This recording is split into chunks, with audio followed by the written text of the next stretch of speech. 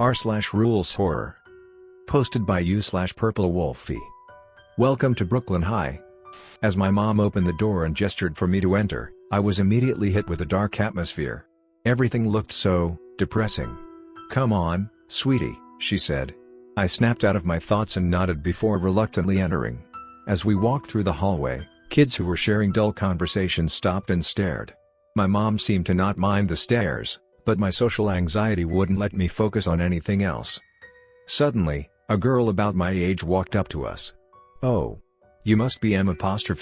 Parkinson's!" And you must be Mary Parkinson's, correct?" she said.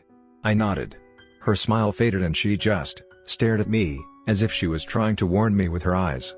I shifted slightly, a bit uncomfortable by her stare. We were wondering if you could introduce yourself and show us around." My mom cut in, sensing the negative energy like always. The girl looked at my mom and then back at me. "Of course ma'am, I'm Tina Musi, president of the student council and your tour guide," Tina said, holding out her hand.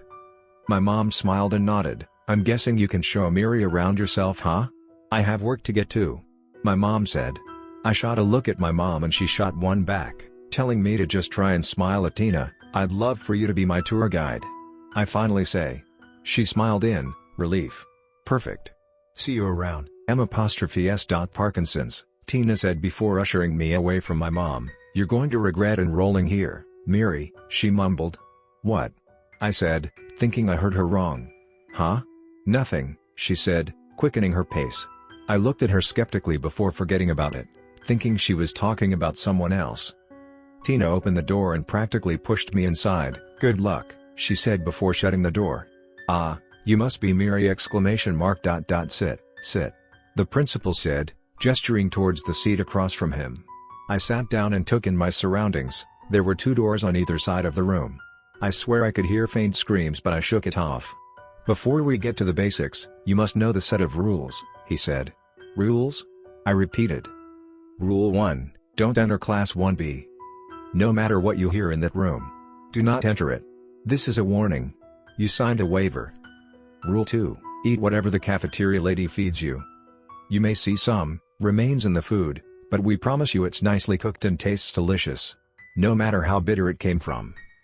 Rule 3, mind your own business. We don't care how many friends you make or how much you care about them. It's their fault they acted the way they did, not yours. Rule 4, don't skip class. We don't care what you do to lower your grade. But there's something wrong with the hallway, they like it when you're alone. Rule 5, don't acknowledge the girl in 2A. We don't know why she's still there. She was always the best in that class, unfortunately, she failed the others. Don't acknowledge her, heck, don't even talk about her in that class.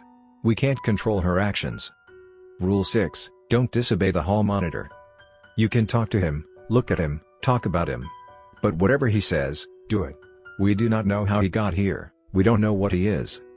Rule 7, don't get sent to the principal's office. He may seem nice, but he hates it when a kid gets in trouble. He thinks naughty kids don't deserve to exist. Rule 8, don't try to join the student council. You must understand that the student council members didn't choose to join. They have to pay for their actions, one way or another. Rule 9, don't interact with the teachers outside of class. They will simply ignore you. But don't bug them, trust us, you want them to ignore you. Rule 10, don't learn about the history of our school. We get our school is so interesting and intriguing. But everything you need to know about this building is all you're going to need. It's named after the first thing we were able to contact. Rule 11, don't make eye contact with Ms. Webb. When taking a closer look at her class, you'll notice she doesn't have eyes.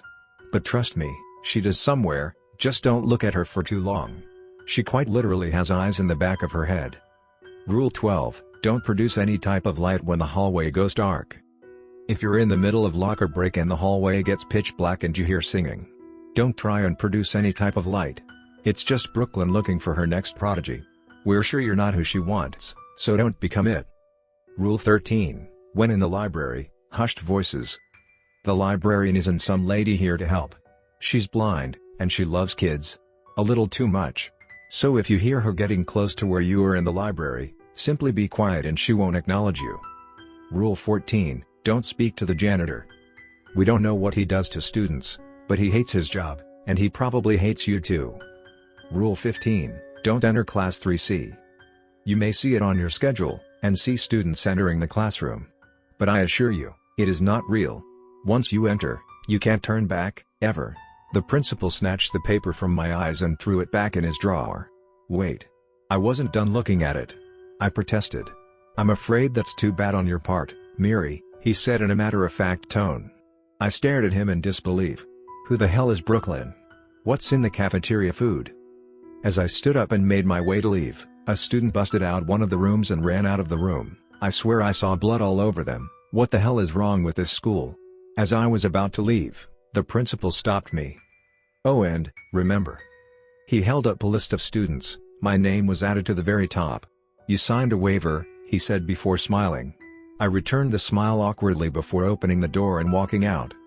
Next story of this video. Posted by u/snickersnook. Rules for wandering at night. Sometimes, you need some air, you know?